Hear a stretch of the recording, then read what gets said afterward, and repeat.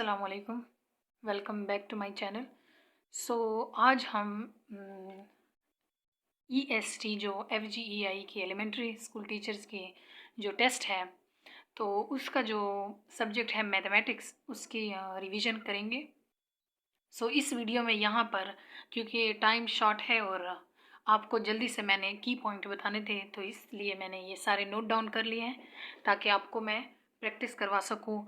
मैंने कोशिश की है कि 4 क्लास से 8 क्लास तक जो भी इंपॉर्टेंट फार्मूलाज या इंपॉर्टेंट क्वेश्चन जो एक्सपेक्टेड है आ सकते हैं मैथमेटिक्स के टाइप पोर्शन में, तो उसको मैंने यहाँ पर समराइज़ किया जितनी भी इंपॉर्टेंट चीज़ें हैं। आप सिर्फ इस वीडियो पर रिलाई ना करें, बाकी आपके पास अगर बुक्स हैं मैथमेटिक्स की तो उससे भी देखें जहाँ से आपको मटेरियल मिला है, क्योंकि हो सकता है कि मुझसे कुछ टॉपिक्स रह गए हों। जो यहाँ पर बहुत इंपॉर्टेंट है उनको मैंने यहाँ पर लिख लिया है आपके लिए। शुरू करते हैं मैथमेटिक्स के पोर्शन को।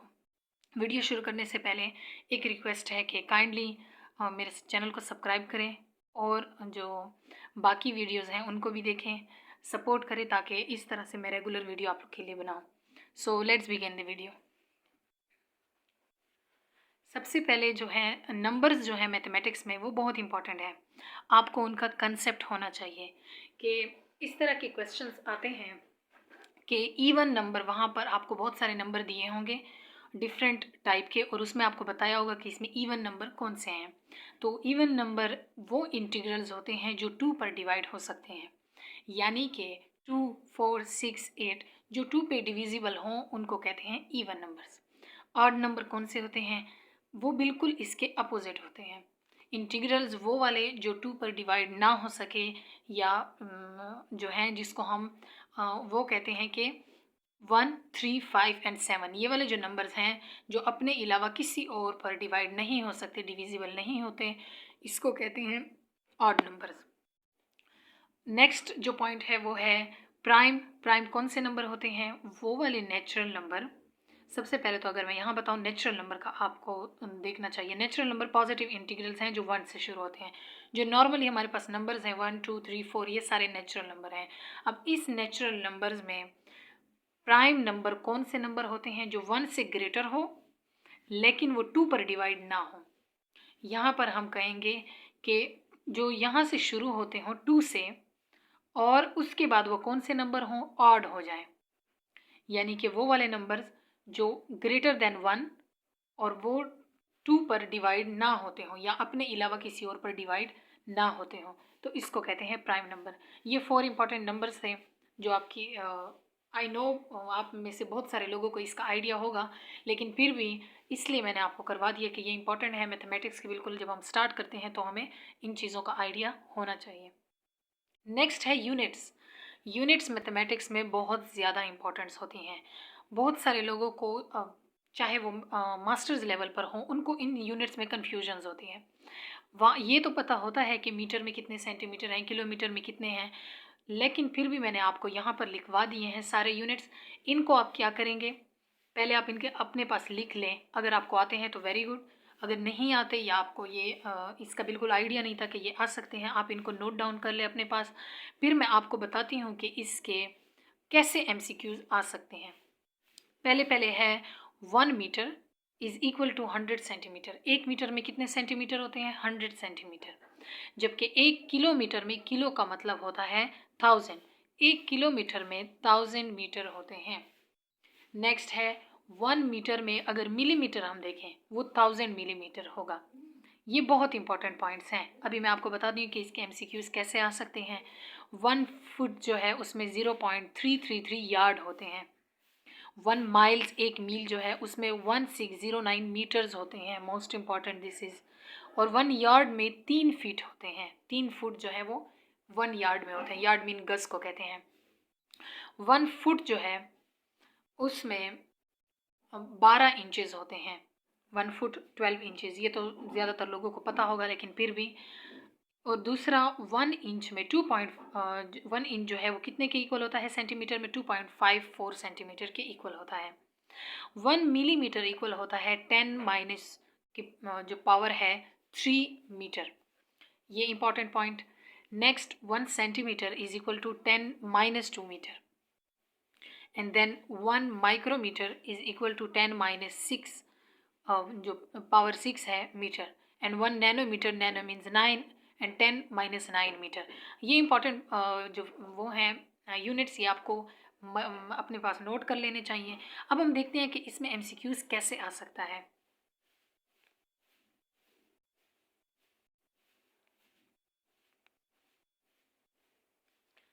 अगर हम देखें इसमें एमसीक्यूज जो है वो इस तरह का एमसीक्यूज एक्सपेक्टेड है।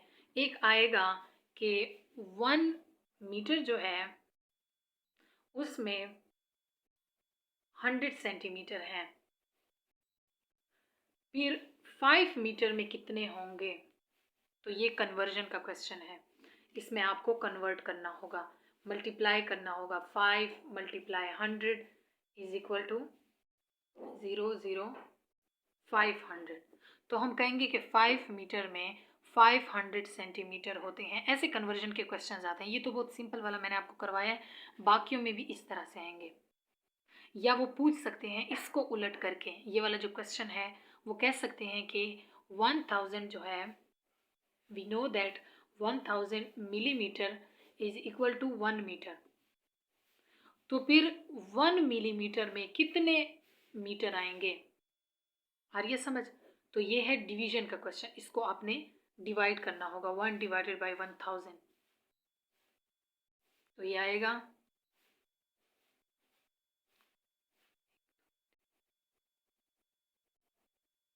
इस तरह से। तो इस तरह के जो क्वेश्चंस हैं आपने इसका पूरा आइडिया लेना है, एक एक को करना है। जो कन्वर्जन वाले क्वेश्चंस हैं ये बहुत कॉमनली होते हैं, ये आते हैं। 1 सेंटीमीटर को ये पूछ सकते हैं कि इसको कन्वर्ट करें किलोमीटर में। 1 किलोमीटर अगर इतने के इक्वल है तो 1 सेंटीमीटर कितने के आएगा। ये हो गई यहाँ के क्वेश्चंस। नेक्स्ट मैथमेटिक्स में जो इम्पोर्टेंट है वो है फ्रैक्शन। फ्रैक्शन में अगर हम देखें तो फ्रैक्शन कहते हैं टुकड़ों को। कैसे टुकड़े, हम shortly day to day life में हम देखते हैं कि जब हमने बताना होता है कि इस चीज़ के इतने पीसेस करें तो हम ऐसे करते हैं 1 डिवाइडेड बाई 2 ऐसे लिखते हैं, इसका मतलब है हाफ। या हम लिखते हैं 2 डिवाइडेड बाय 3, इसका मतलब है कि 3 है, 3 टुकड़े करें उसमें से 3 टुकड़े करें उसमें से 2 जो टुकड़े हैं उनको लें। बात क्या आ रही है समझ। तो फ्रैक्शन इसको कहते हैं। इस तरह से फ्रैक्शन के 2 पार्ट्स होते हैं, नॉमिनेटर एंड डिनोमिनेटर। नॉमिनेटर जो ये ऊपर वाला पार्ट होता है इसको कहते हैं, एंड डिनोमिनेटर जो नीचे वाला। आ गई है समझ। अब अगर हम देखें कि इसमें से क्वेश्चंस किस तरह के आएंगे फ्रैक्शन में से। फ्रैक्शन में से आप पेपर चेक कर सकते हैं, हमेशा क्वेश्चंस आते हैं कि प्रॉपर एंड इम्प्रॉपर फ्रैक्शन का बताएं।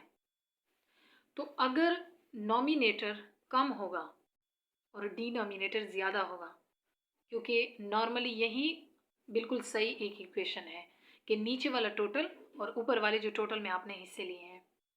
तो अगर नॉमिनेटर ऊपर वाला छोटा होगा और डिनोमिनेटर बड़ा होगा तो ये बिल्कुल प्रॉपर फ्रैक्शन है।